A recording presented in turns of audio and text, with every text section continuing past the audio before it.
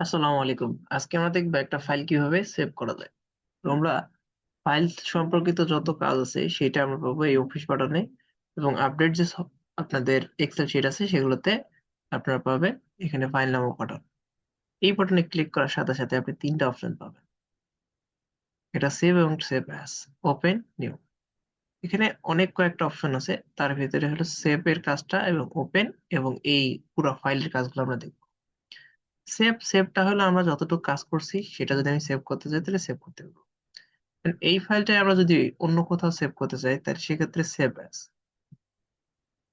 এখন আমরা কি নামে সেভ করতে চাচ্ছি সেই নামটা কিন্তু এখানে দিয়ে দিতে হবে। তো আমি এটা দিচ্ছি ক্লাস 2 নামে। ক্লাস 2 নামে দেওয়ার পরে জাস্ট আমাদের এখানে নিচে দেখেন সেভ অ্যাজ টাইপ। এইটা সেভ অ্যাজ টাইপ অর্থাৎ এই ডকুমেন্টটা কি রকম শো করবে। এখানে দেখেন কয়েকটা অপশন আছে। একটা হলো এক্সেল ওয়ার্কবুক। এখানে যখন ড্রপ ডাউন এখানে আছে এটাতে ক্লিক করার সাথে সাথে দেখেন অনেকগুলো অপশন পাচ্ছেন। এর ভিতরে আরেকটা বিষয় আছে সেটা হলো পিডিএফ। ঠিক আছে, কি আছে? পিডিএফ। এই যে নিচেরটা পিডিএফ। এইখানে যখন সেভ অ্যাজ টাইপটা আমি পিডিএফ করে দেবো তখন এটা কিন্তু পিডিএফ এ সেভ হবে। তো ক্লাস 2 দিয়ে আমরা পিডিএফ এ একটা সেভ করে নিই। সেভ করে এখানে দেখতেছে যে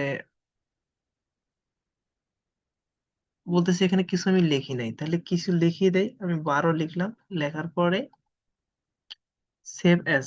সেভ করার সাথে সাথে মানে এই যে ডকুমেন্ট আমি 12 লিখলাম এইটা কিন্তু সেভ হয়ে যাবে, কারণ আমি এই ফাইলটা আমরা সেভ করতে চাচ্ছি।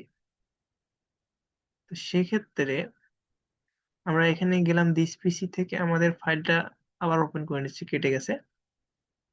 এই যে এক্সেল এর ফুল ক্লাস, এইটা কিন্তু সেভ অলরেডি করা আছে ফাইলটা, এই জন্য এরকম দেখাচ্ছে।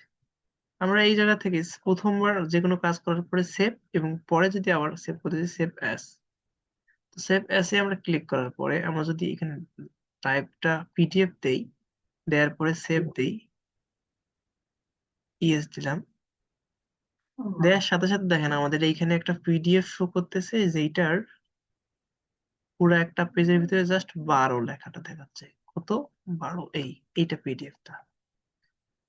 এখন আমরা যদি এটা এক্সেলে আবার নতুন কিভাবে সেভ করতে চাই তাহলে সেভ অ্যাজ ক্লিক করব।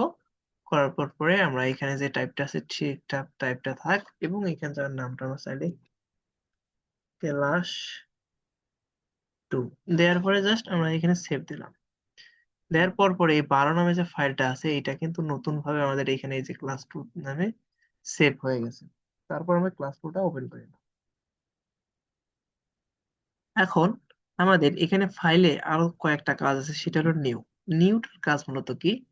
নিউটা হলো যে আমরা এই কাজটা করা অবস্থায় নতুন একটা ফাইল যদি ওপেন করতে চাই, এই ব্ল্যাঙ্ক ওয়ার্কবুক এখানে ক্লিক করার সাথে সাথে এই একটা বুক 1 নামে একটা এই উপরে যে আমি মাউসটা এইখানে যেটা দেখতে পাচ্ছেন সেটার নাম কিন্তু টাইটেল বার। এই যে বুক 1 যেটা এটা কিন্তু টাইটেল বার। এই পুরো অঞ্চলটার নাম হলো টাইটেল বার। এখানে একটা ফাইল যেই নামে সেভ করা হয় সেই নামটা কিন্তু এখানে শো করে। এখন আমাদের এটা কিন্তু শো করতেছে, তাই না?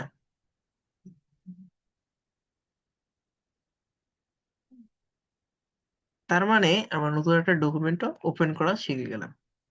আমরা নিউ ডকুমেন্ট দিলাম এবং ব্ল্যাঙ্ক ওয়ার্কবুক। তো যখন আমি নতুন একটা ডকুমেন্ট নেম বুক 1 এটা কিন্তু সেভ করা নাই। তো আমরা এখানে টাইটেল বারে আমরা যেই নামে সেভ করব প্রথমবার কি করা যায় এই ফাইলটাকে সেভ করা যায়।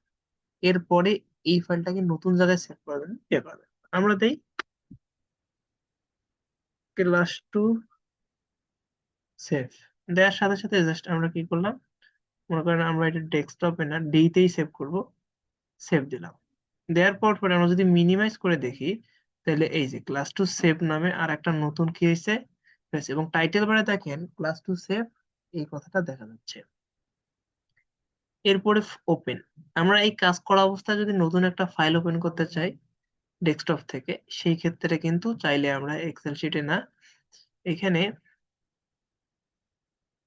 এই যে এক্সেল ক্লাস 1 ওপেন করে নিলাম। দেখেন এই অন্য একটা ফাইল ওপেন হয়েছে। পূর্বের ফাইলটা আছে আমরা যদি এইখানে একটা বিষয় আছে এটা হলো মিনিমাইজ, এটা হলো রেস্টোর ডাউন বা মিডিল মাইজ, মাঝখানে থাকবে এটা হলো ক্লোজ। ক্লোজ করতে চাইলে এটাতে ক্লিক করলে এই ফাইলটা কিন্তু ক্লোজ হয়ে যাবে এইভাবে।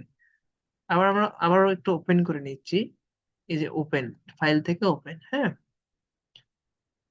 ক্লাস 1 ওপেন করে নিলাম। এরপর পরে এটা হলো মিডিল মাইজ, মাঝখানে থাকবে, আর এইটা হলো একদমই মিনিমাইজ। তো আমাদের ক্লাস 1টা আমরা কি করলাম, এই যে রেজিস্টার ডাউন চাইলে আমরা আবার ফুল করতে পারি। এই কাজগুলো করার সাথে সাথে আমরা চাইলে এই জায়গা থেকে কিন্তু প্রিন্ট দিতে পারি। তো প্রিন্ট দেওয়ার আগে আমরা প্রিন্টে ক্লিক করলে এইরকম একটা অপশন আসতেছে। এটা আপডেট ভার্সনে সরাসরি কোন জায়গাটা দেখা যায় সেটা আমরা একটু দেখি। ওকে দিলে প্রিন্টার সেট করে দিলে হয়ে যাবে। এখন এই যে প্রিন্ট থেকে প্রিন্টস এর আছে, এই প্রিন্ট কথাটার সাথে তিনটা বিষয়, quick print, print preview. Print প্রিভিউতে যদি আমরা ক্লিক করি তাহলে দেখবো যে এই পেজটা দেখতে কিরকম।